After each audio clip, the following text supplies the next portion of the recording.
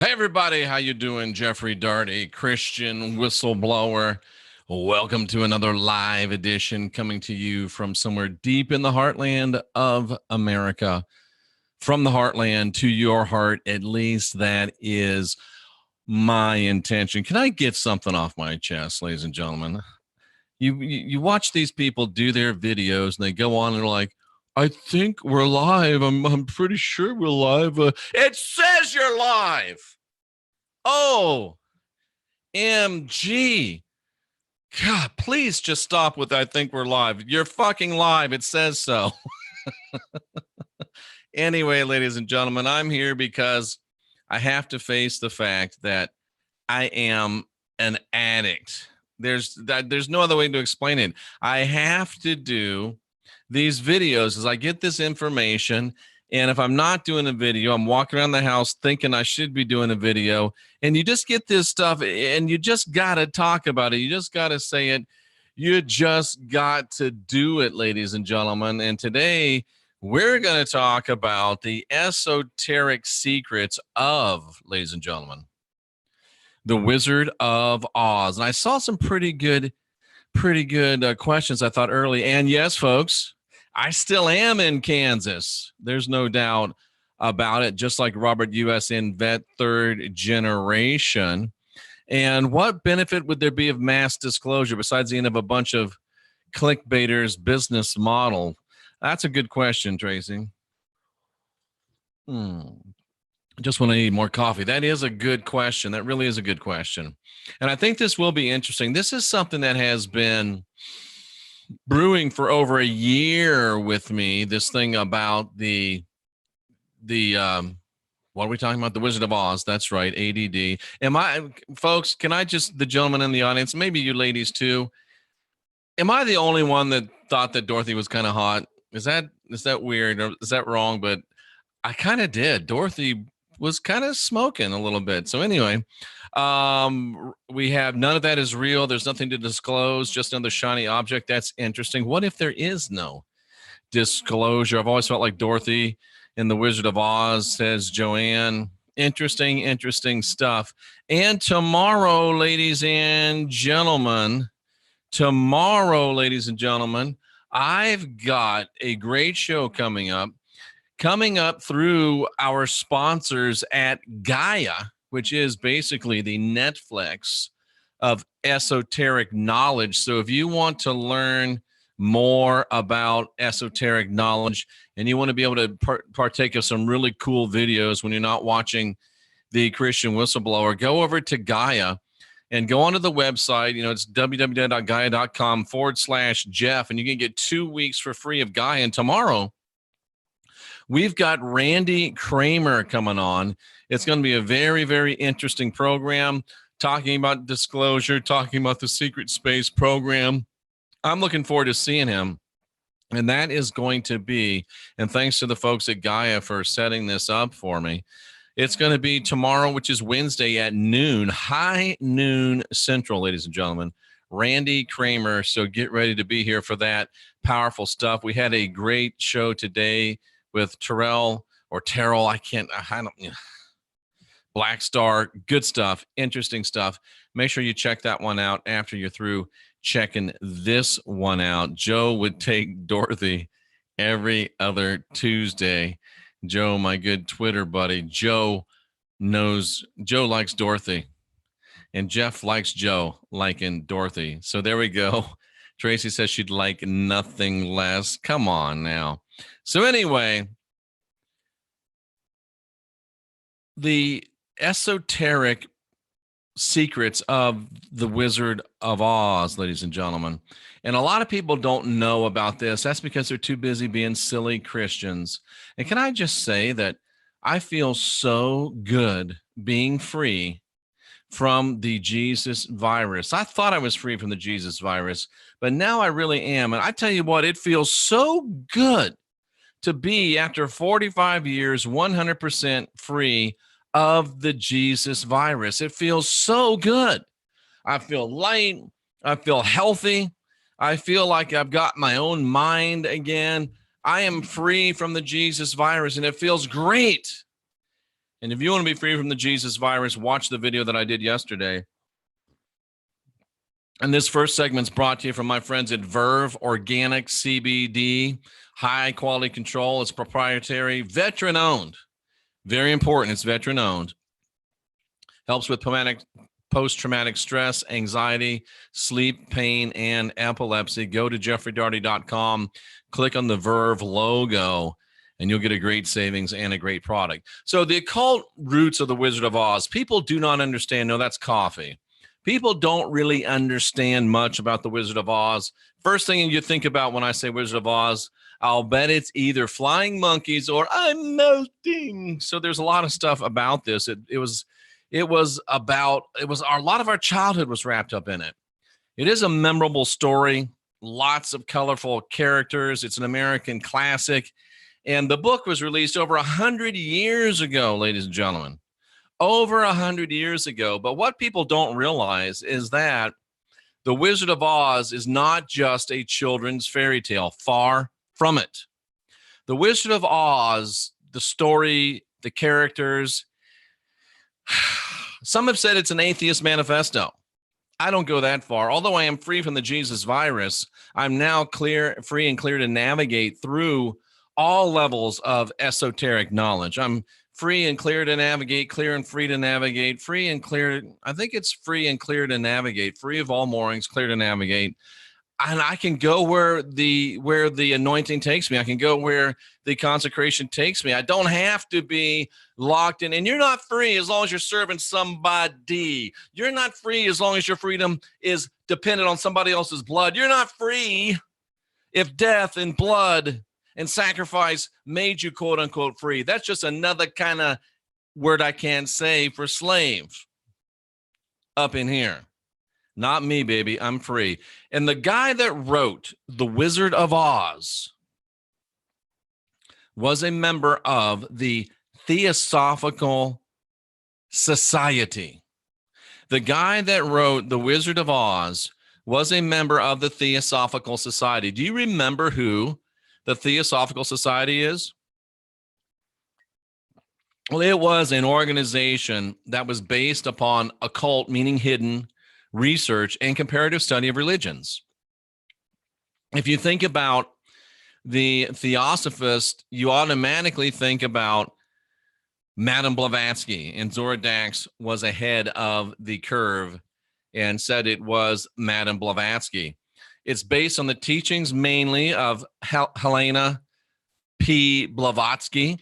And what she was trying to do in her own words, ladies and gentlemen, was to extract the common roots of all religions in order to form a universal doctrine. She really wanted to understand. She had the knowledge that lots of religions have a piece. And you got to ask yourself, is that part of the plan, Rocky Stucci, that each religion has a little bit because it's got enough truth? Because, there's like, I got this stone in my hand right here. Let's say that this stone is a piece of truth. And this piece of truth will attract me. Oh, I like that piece of truth. I really enjoy this piece of truth. I want to pet this piece of truth. I want to kiss this piece of truth. I want to hold it near to my heart. And this piece of truth is the prettiest, shiniest, most wonderful piece. I love you, you little piece of truth. It's just the best. So I could focus on this little piece of truth. And then Rocky Stucci's like, yo, this is my piece of truth right here. I love this piece. Look at this friggin' piece of truth right here. That's how Rocky Stucci would do it. And he gets stuck on this piece of truth. And I'm on this piece of truth. He's on that piece of truth. And Rocky don't want nothing to do with my little white, smooth piece of truth. And I want nothing to do with his purple, busted up looking cut piece of truth. So we get stuck on, oh, it's his truth, my truth. A lot of you new age people always talk about, well, my truth. Well, my truth. Guess what, bitches? It ain't your truth. It's the truth. There is a truth.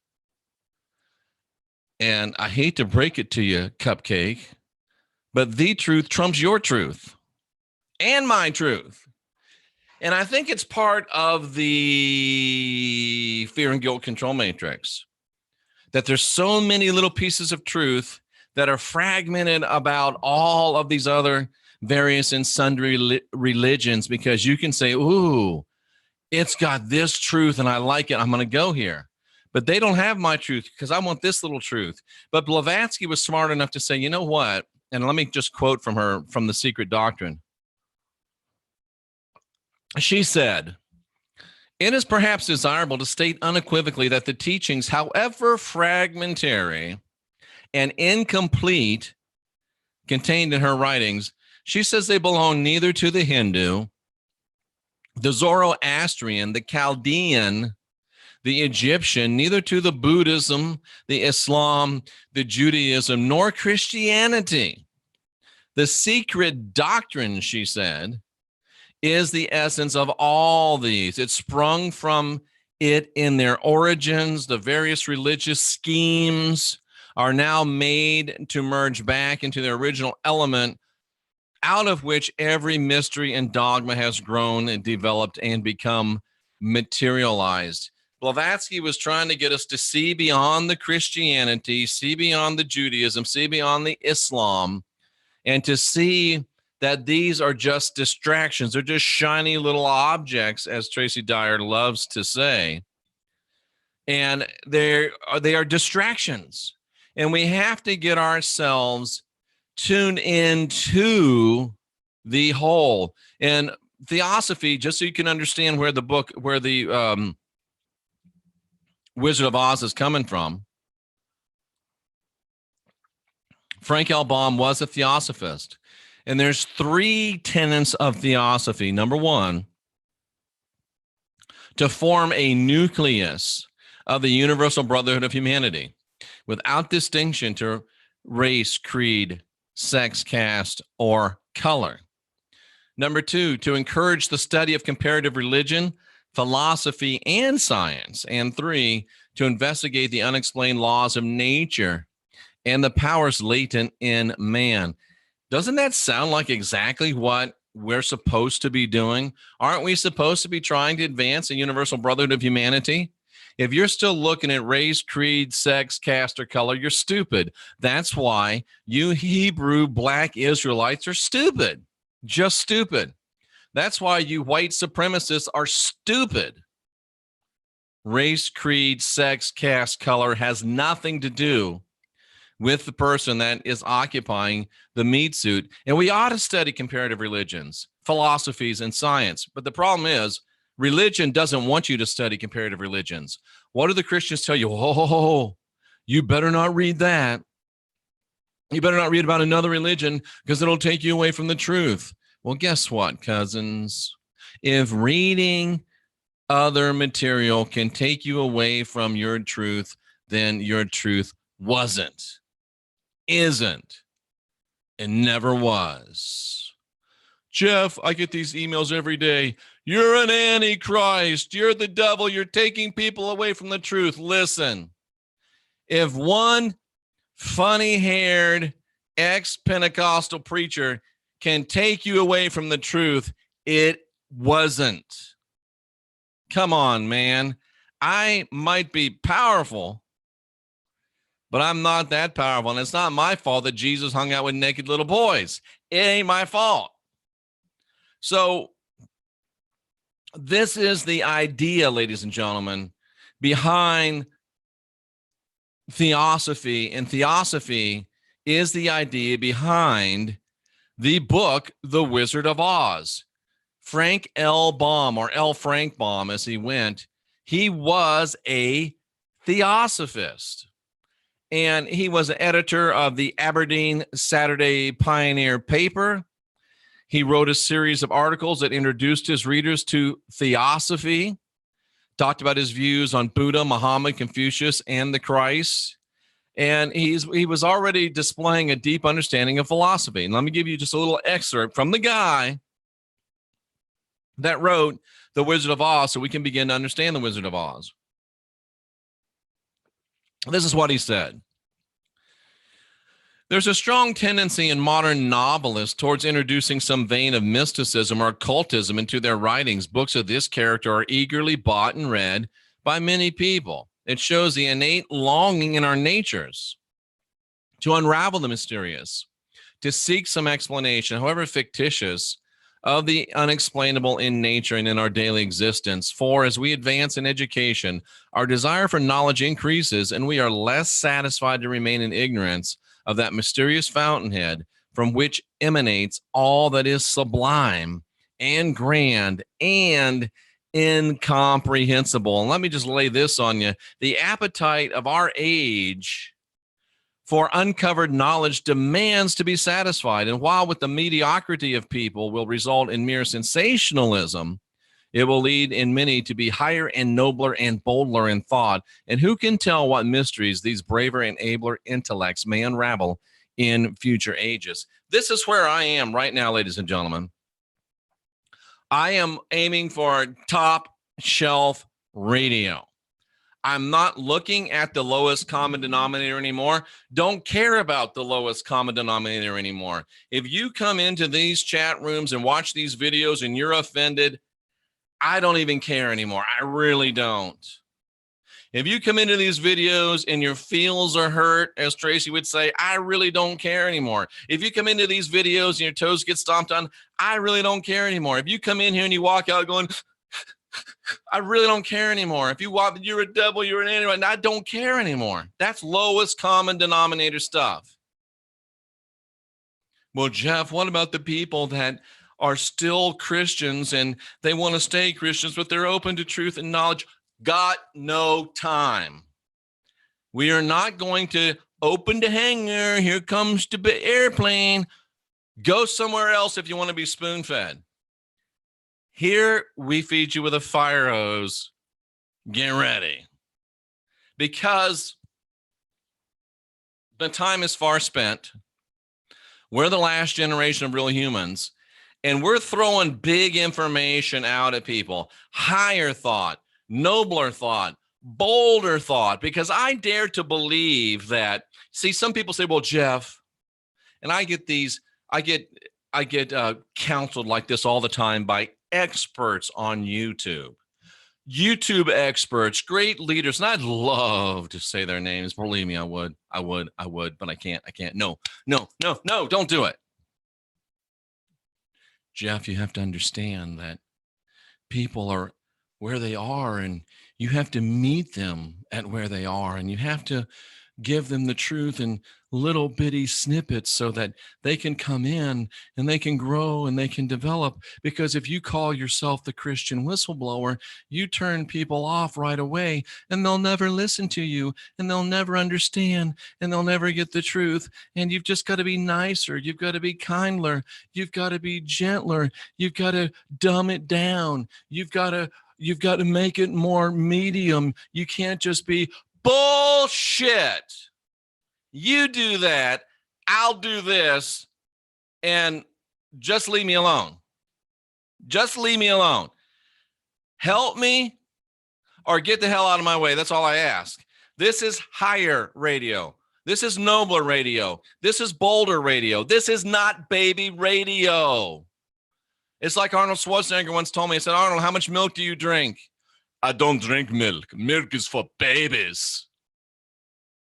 And that's what I say to you that are telling me to. I say, milk is for babies. But Jeff, you have to be, milk is for babies. Ah! That's my Arnold Schwarzenegger.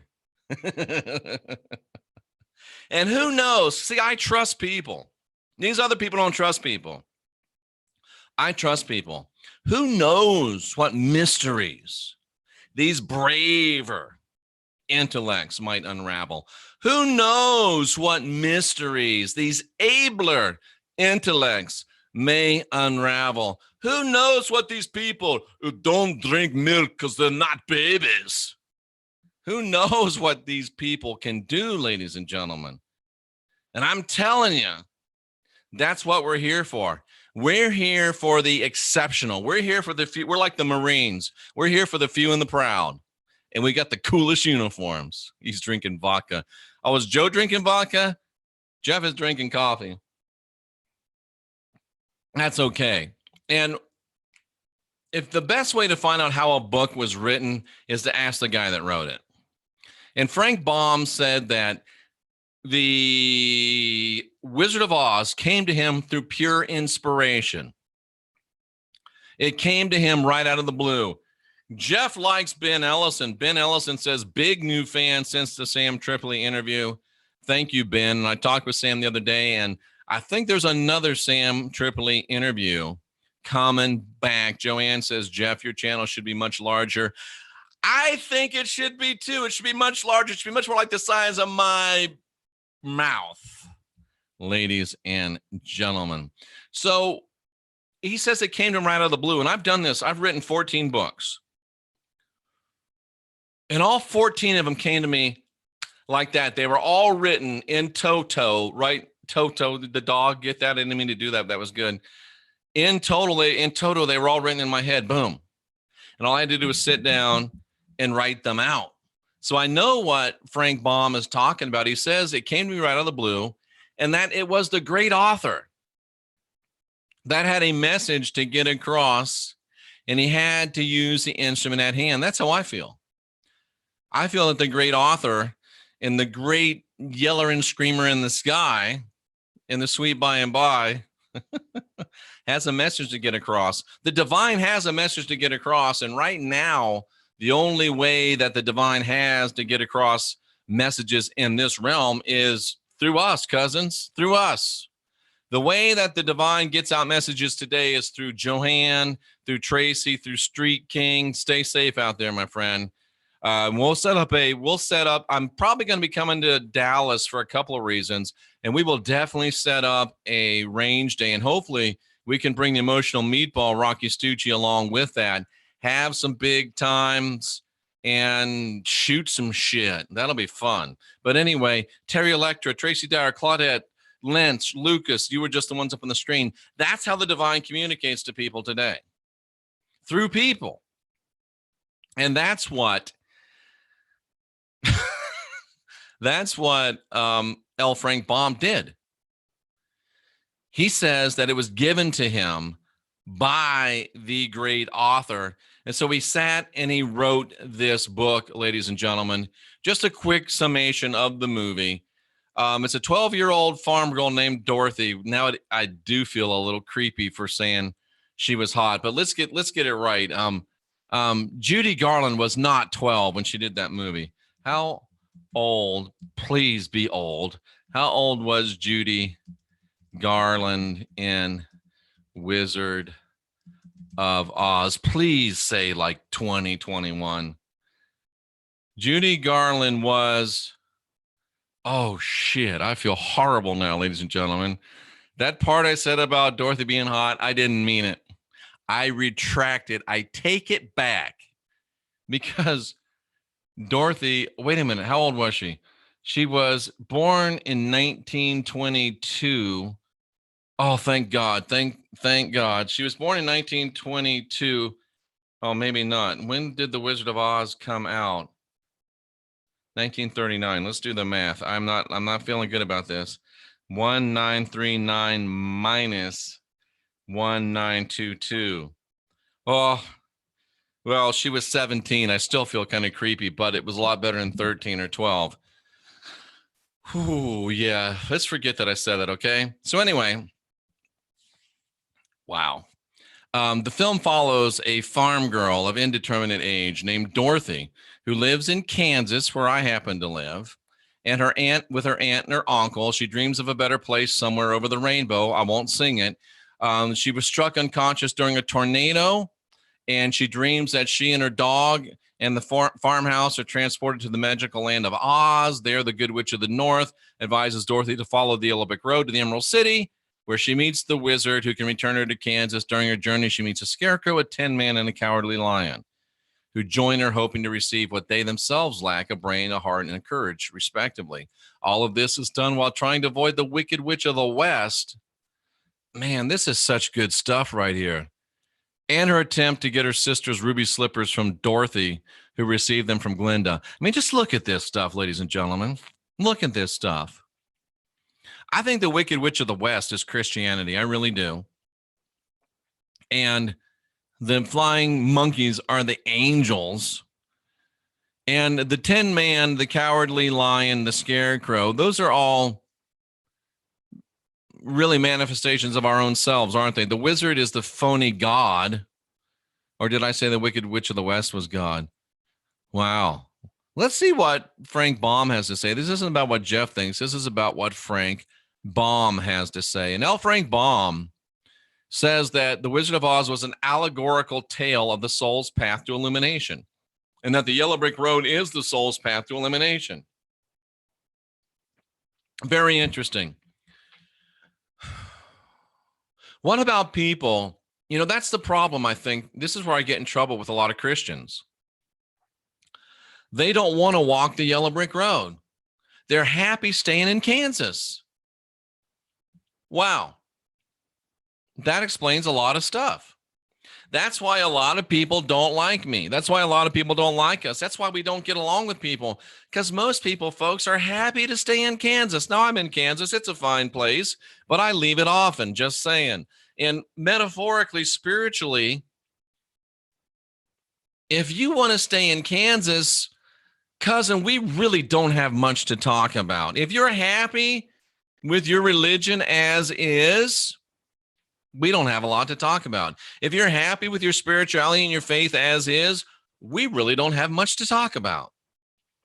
If you're happy staying in Kansas, enjoy Kansas, because you'll be back again. Who we're looking for, who top shelf radio is aimed at, is the people that want to go over the rainbow. I don't know why I want to do it, but I want to go over the rainbow. I'm just not satisfied. I just got this burning. I got this urge. I got this desire. I got this addiction that I just can't drink away, shoot away, smoke away. I've got this pull towards illumination. I gotta walk the yellow brick road. The people that are walking the yellow brick road aren't walking the yellow brick road out of curiosity. They don't last long. The people that are walking the yellow brick road aren't doing it out of guilt and because they're being forced to. They don't last long. The people that are walking the yellow brick road are the people that want to walk the yellow brick road. And most of them aren't walking the yellow brick road. They're running the yellow brick road. They're jogging the yellow brick road. They're sprinting the yellow brick road. They want more. They're eating up bricks and spitting out dust because they want more. That's who we're after. And if that's not you, we can shake hands and part as friends.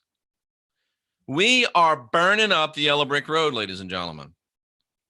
And the people that want to stay in Kansas won't be happy here. This is not a stay in Kansas type of channel. This is a yellow brick road type of channel. And if you don't know that urge, if you don't know that pull, if you don't know that desire towards illumination, then you really don't know what's going on here. And if you can't feel it, I would suggest you fake it till you make it. But anyway, I think I made that point. And Baum taught that the cyclone or the, what are those called? Tornado that grabbed Dorothy and cycled her up was her going through like a Tothian spiral, going through the cycles of life, maybe even other lives, going through the process of learning, going through the process of trying. And see, that's why you can never go from Kansas straight to the Emerald City, because you got to go on the winding yellow brick road. You got to try things and fail. You got to do things and make mistakes. And after 45 years of doing this, after about 40 years of doing this, I'm getting to the place where I make fewer and fewer mistakes.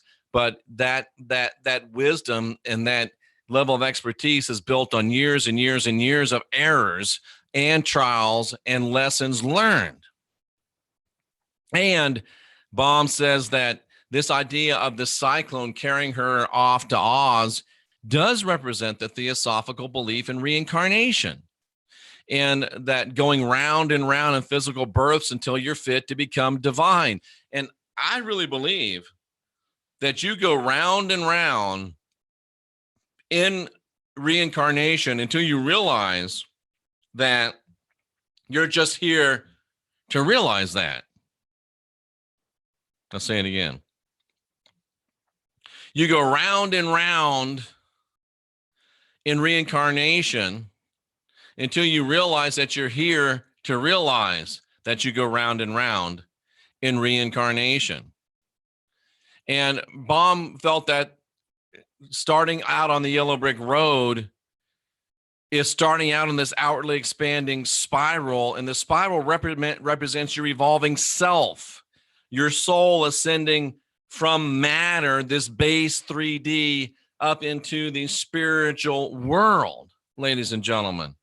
It's so amazing. Look, listen to this. Here's a description of the spiral in occultist terms. The path of a point, or generally a plane, which moves around an axis while continually approaching it or receding from it, often used for a helix, listen, this is good, which is generated by compounding a circular motion with one in a straight line. The spiral form is an apt illusion of the course of evolution, spiritual evolution. The serpent, the figure 8, stands for spiritual spiral cyclic motion. And if you know about Thoth said, don't go in straight lines. Bad energy and bad beings go in straight lines. And what is Christianity if it's not just a straight line, A to B to C to D religion? Christianity is religion for babies. It's the babies of religion. It is. It's so angular. And it's so demonic and devilish. And dumb. Christianity is a lowest common denominator religion. Christianity is a religion for the stupid and the lazy and those that like to take advantage of them. Now, I can say stupid because the president said it, and he said he uses it because it's very descriptive, and he's right. But a helix, a spiral, round and round, the best entities go in spirals because that's where they go. But think about it esoterically. Why would bad entities, and you feel free to chip in on this in the chat room, why would the bad entities go in straight lines and the good entities go in spirals? Why would that be? Why would that be? I'm just trying to think. Generally speaking, if you're just going in a straight line, it's because you're following a path that somebody else told you to take. And when you're going in circular, you're discovering and learning yourself. And you get the centripetal effect too. You get this motion going. You get this inertia built up. But anyway, that's what Frank L. Baum thought, and that's what this is about, not what Jeffrey Daugherty thinks. And before she went on her journey, Dorothy was given some silver shoes. And the silver shoes represent the silver cords of mystery schools. Dorothy was wearing ruby slippers in the movie due to a last-minute change by the director who thought the color ruby looked better against a yellow brick road.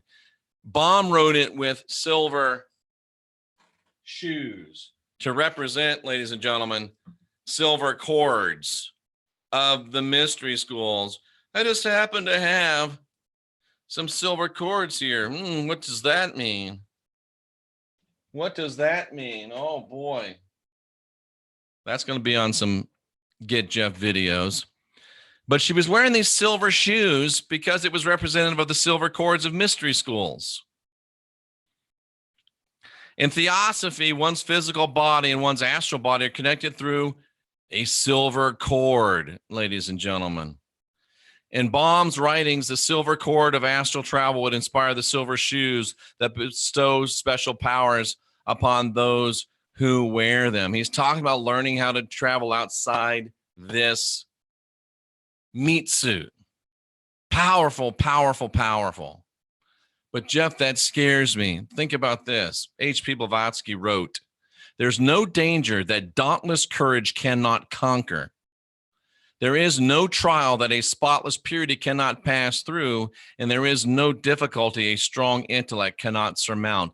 That's the kind of life I want to live.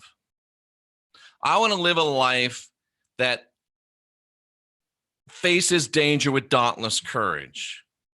I want to live a life that looks like a trial as just another opportunity. I want to live a life that says that difficulty is just something else for me to overcome. You live a life trying to avoid danger if you want to stay in Kansas. If you're walking the yellow brick road, you're looking for danger. If you want to stay in Kansas, you live a life that avoids trial. If you're walking the yellow brick road, you're looking to be tested. And if you want to stay in Kansas, you're there to avoid difficulty. And if you're on the yellow brick road, you're saying, I live for difficulty. What doesn't kill me makes me stronger. I learned by doing and overcoming. Christianity keeps you in Kansas, safe, easy, protected, safe in the arms of Jesus, learning nothing, sucking the titty, and drinking milk like a baby. If you want to be there, you can be there. It's cute when you're little. It's cute when you're young. When you're 30, 40, 50, still on the tit, it ain't so cute anymore. You're a freak and a disappointment. Wow. Wow. Interesting stuff. We're going to wrap this up pretty quick. And then there's the wizard, ladies and gentlemen. What did Frank L. Baum say what the wizard was? And remember, this is L. Frank Baum, not Jeffrey Daugherty saying this. This is the guy that wrote The Wizard of Oz. Baum says The Wizard of Oz was written to come across as cruel, rude, and unwise. An oppressive figure used to keep the masses in spiritual darkness. A humbug, a charlatan who scares people into worshiping him. And L. Frank Baum said, wait for it, that the wizard represents the personal God of the Christians and the Jews, Jehovah or Yahweh. That's what the guy that wrote the book says. That's what the guy that wrote the book says. And then the brains, the heart, and the courage needed to complete Dorothy, Scarecrow, Tin Man, and Lion's Quest were found within each one of them. The great lesson of The Wizard of Oz, the Yellow Brick Road, is that your answers aren't in the Emerald City. Your answers are between your two titties.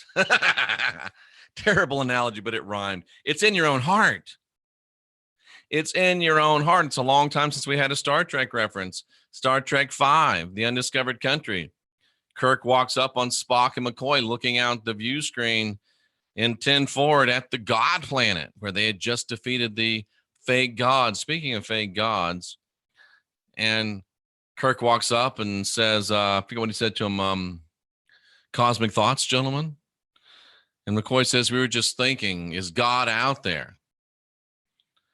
And Captain Kirk says, maybe God's not out there at all. Maybe he's right here in the human heart. That's an allegory, ladies and gentlemen. That's the same thing that L. Frank Baum was saying in The Wizard of Oz. You don't find God at the Emerald City. You find God right here in your heart. And that's my hope. People that started out in Christianity, that started out in Judaism, that started out in Islam, that started out in all these isms, walking a road, trying to get to a place to discover God, will find on that yellow brick road that the discovery is not in the destination, but it's in the journey. If you lack courage, the courage is right here inside you. If you lack heart, heart is right here inside you. If you lack a brain and smarts, they're right here inside you. There is no wizard behind the curtain. There is no wizard. It's you, and everything that you have and need is inside of you. And the message of the anointing says the kingdom of God is in you. The message of the anointing says that you are divine, you are sovereign, you are free. The message of the anointing says that you are not filled with original sin. You've got the spark of divinity within. And the dog, Toto, represented, according to Baum, the inner voice, your intuition, your blink. Listen to this about Toto from the Theosophical Society's website. Nothing like, if you let your coffee sit long enough and you drink cream in it, and if you drink heavy cream like I do, the cream will start to separate out. So you got to swirl it around and drink it down. So Toto represents the inner, intuitive, and instinctual, most animal-like part of us. Throughout the movie, Dorothy has conversations with Toto or her inner intuitive self. The lesson is to listen to the Toto within. In this movie, ladies and gentlemen, in The Wizard of Oz, Toto was never wrong. When he barked at the scarecrow, Dorothy tried to ignore him. Don't be silly, Toto. Scarecrows don't talk. But they did in Oz. Toto barked at the little man behind the curtain. It was Toto who realized that the wizard was a fraud. And it was this stupid little dog that realized the God of Christianity was a fraud and that Jesus was a pedophile. And I barked even though you tell me to shut up.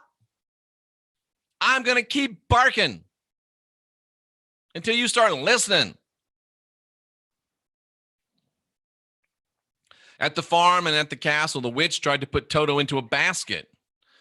What is shadow will try to block or contain the intuitive. Don't think for yourself, just read the Bible. Don't think for yourself, just trust God. Don't think for yourself, just have faith. And if you do think for yourself and you question the Bible, you're going to hell. Christianity is a snare and a racket. It's a fear and guilt control matrix, and it's made to keep you bound and serving them while they screw babies and eat babies and eat off the fruit of your labors. And you can try to put me in a basket all you want, but like Toto, I'm going to jump out of that basket and I'm going to escape. And that's the people in the Gospel Truth Army, the people that are here watching this channel. We cannot be ignored. We will not be ignored, and we will not be contained. Now, in the last scene, Toto chases a cat, causes Dorothy to miss her balloon ride. And missing the balloon ride is what leads to Dorothy's ultimate transformation, through the discovery of her inner powers. She was going to take the balloon ride and go home. Toto causes her to miss it, and oh God, I can't go home now. There's no balloon. There's no Jesus coming to save me. Oh my God, I missed the rapture. What am I going to do? The balloon ride, according to L. Frank Baum, was representative of traditional religion, with a fake wizard promising a trip to the divine. Toto was right to talk Dorothy out of the balloon. Otherwise, she never would have found her own magic. This is a call for you to listen to your intuition, your gut feelings, those momentary bits of imagination that appear seemingly out of nowhere. You won't find it in Jesus. You won't find it in God. You won't find it in the Father. You won't find it in the Bible. Red letters, black letters, pink letters, blue letters are all bullshit letters. You won't find it there. Not until you learn to click your own damn heels together and say there's no place like home will you ever make the trip, cousin.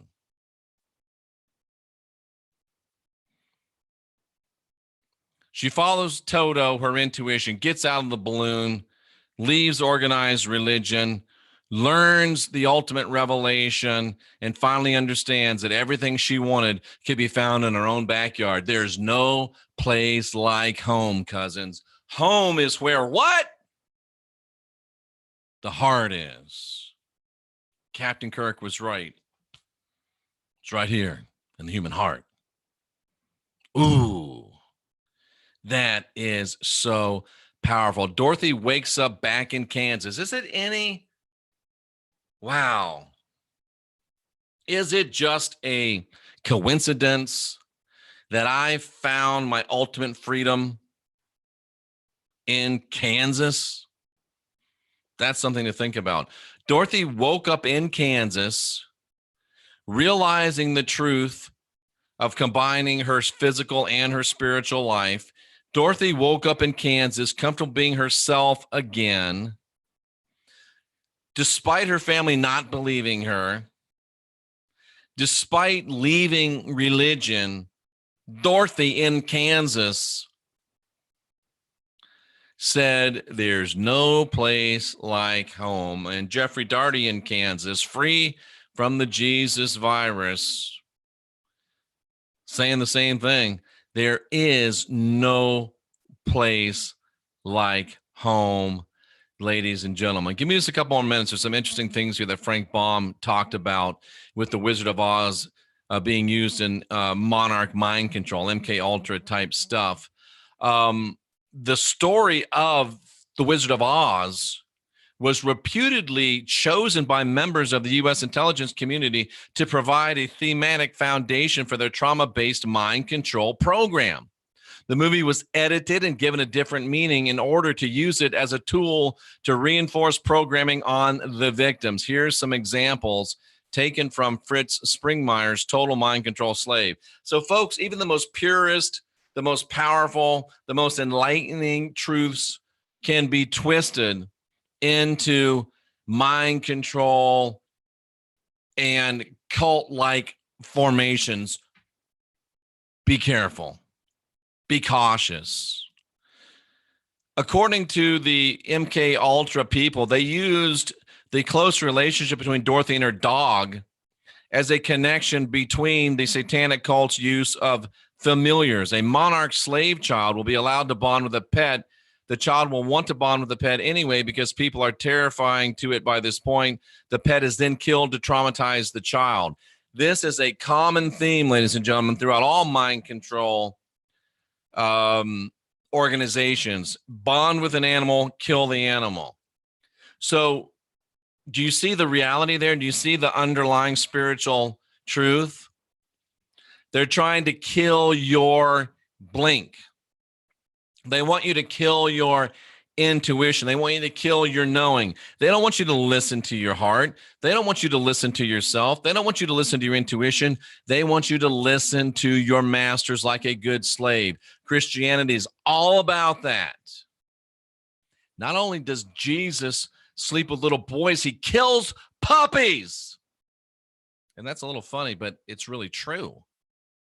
Monarch slaves are taught to follow the yellow brick road. No matter what fearful things lie ahead, the monarch slave must follow the yellow brick road, which is set out for them by their master. Yea, though I walk through the valley of the shadow of death, he leads me into the valley of the shadow of death. He leads me by my enemies. I can't even eat a meal without being in the presence of my enemies. I'm a sheep. If I fall in the water, I'm going to die, but he leads me near the still deep waters.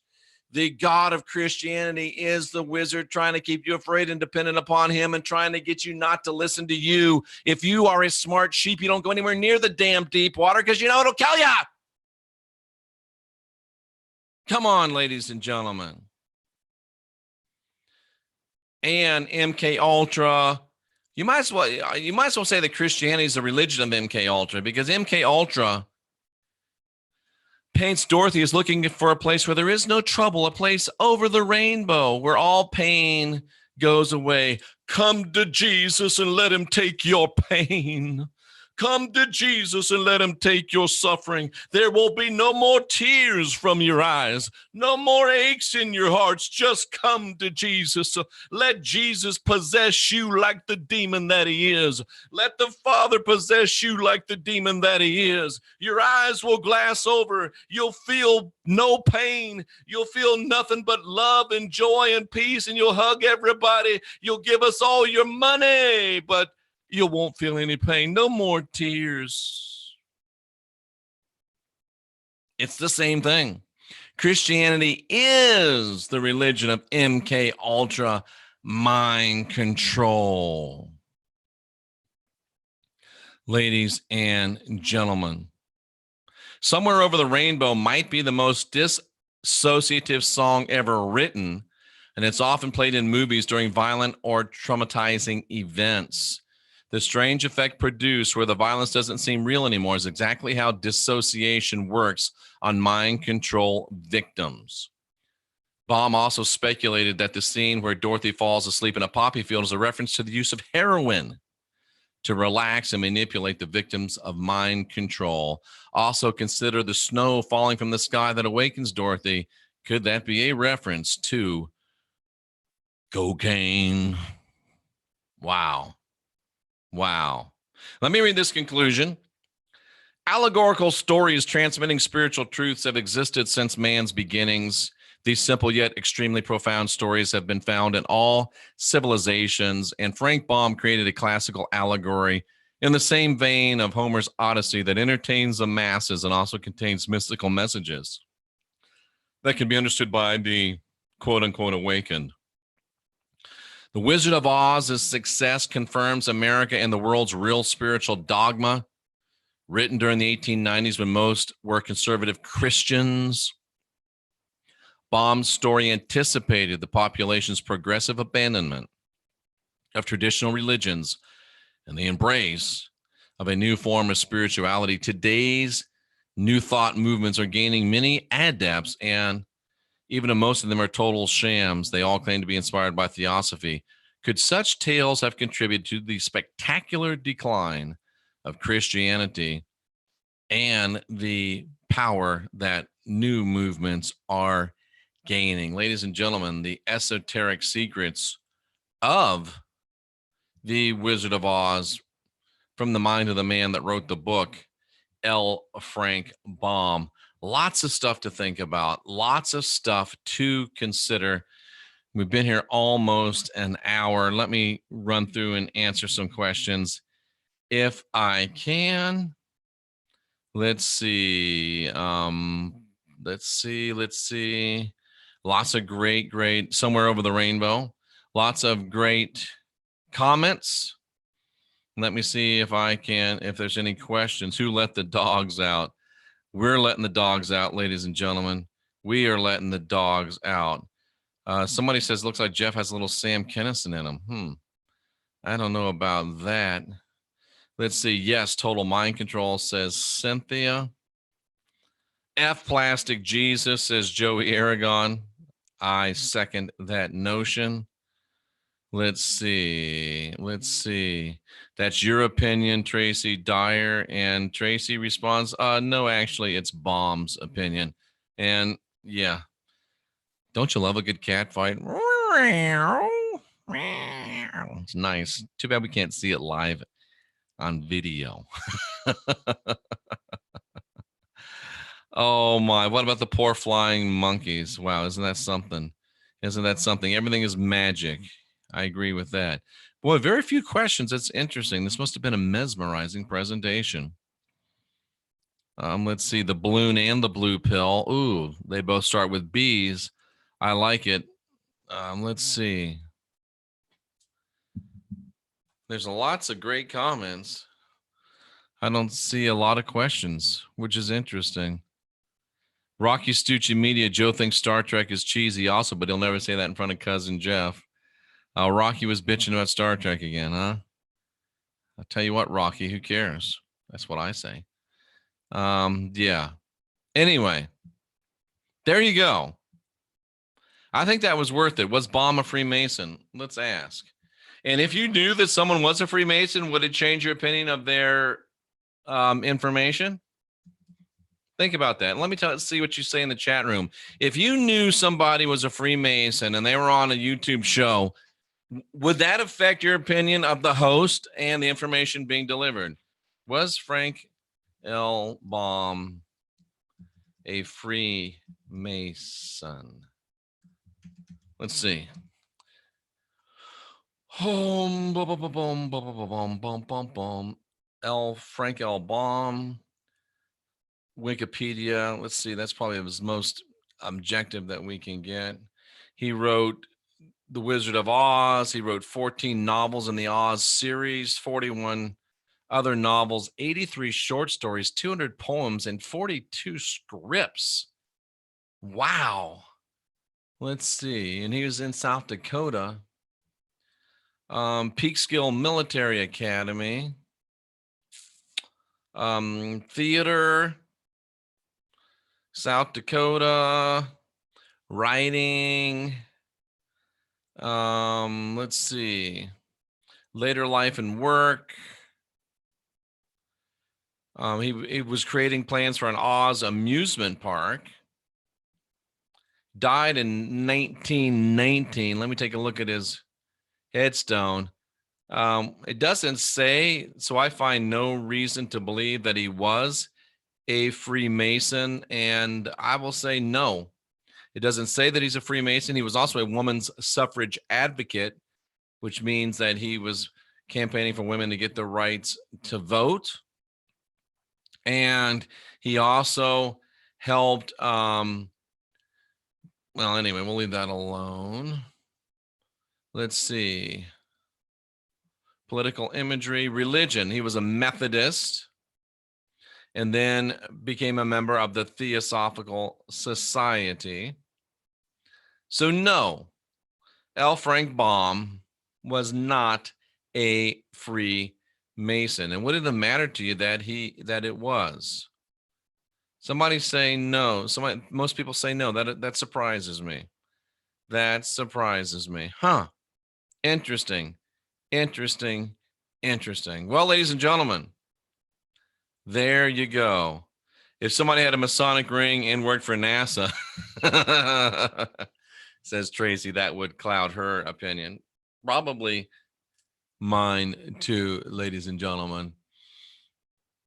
So there you go. Now you know the esoteric secrets of the Wizard of Oz. I'm Jeffrey Daugherty, the Christian Whistleblower. Thank you for being here for this presentation. Think about it, understand it, and you can be free if you want to be free. We're the last generation of real humans. Let's make it a free generation. Thank you, Lisa Lyons. Make it a free generation. We met Lisa up in, where the hell was that place? Hastings, Minnesota, for the great whistleblower comedy and conspiracy paranormal night. And guess what? It's coming up again in October, the weekend or the Thursday night before Halloween. I'll be there with Rocky Stucci and guests, and we'll be there for another great night at the 2nd Street Depot Bar and Grill. We'll be at the Minnesota Renaissance Grounds for 2 other great days of paranormal extravaganzas the day after. It's October 24th. We'll be at the Depot Bar and Grill. And I want you to know, folks, that we are very happy and thrilled and sponsored by the great people at STEM Light who offer, and this is important, they offer umbilical cord stem cells. So there's no worries about fetuses and things of that nature. And these stem cells are changing lives. They speed healing time. They repair osteoarthritic joints. They reduce the need for pain medications. They increase collagen production. They generate new heart and blood tissue. Great for your hair. It grows hair back. Teeth. I mean, the applications are just now beginning to be understood. Go to my website, jeffreydaugherty.com, because it's easiest, and just click on the STEM Light logo, and you will be able to, and put in the word HEAL. That's Rocky and I's discount code. 20% off. STEM Light. 20% off. Also remember Fluffy, Focus Life Force Energy. It gives you a more nurturing environment, expand your consciousness, sleep and meditate more fully, boost your healing, increase function and concentration and creativity. And of course, Verve, the organic, high quality, proprietary CBD for post-traumatic stress, anxiety, sleep, and pain and epilepsy. Dudes, dudettes. We work with these people not because they pay us, though they do break us off a little bit, and we appreciate that. We work with these people because they're changing the world. They're relieving pain. They're relieving suffering, and they're allowing people to reach physical optimization so they can reach spiritual optimization. Sometimes it's a hard knock life running the yellow brick road, cousins, and we've got these partners to work with us and to help us. So let's take advantage of great people. STEMlightcenter.com, code HEAL, just like Ernest Angley used to do. HEAL. STEMlightcenter.com, HEAL. For STEMlight, for Verve, for Fluffy, for Rocky Stucci, my partner in crime, and our crime is changing the world, cousins. And all of you that are part of this great family, we do love you. We do appreciate you. And we are the last generation of real humans. Give us a thumbs up, give us a thumbs down, or give us one of these if you want to. We're okay. We can take it.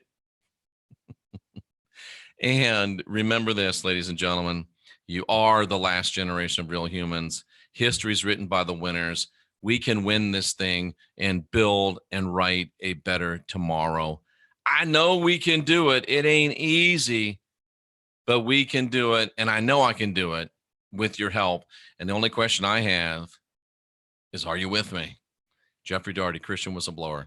We'll see you again real soon.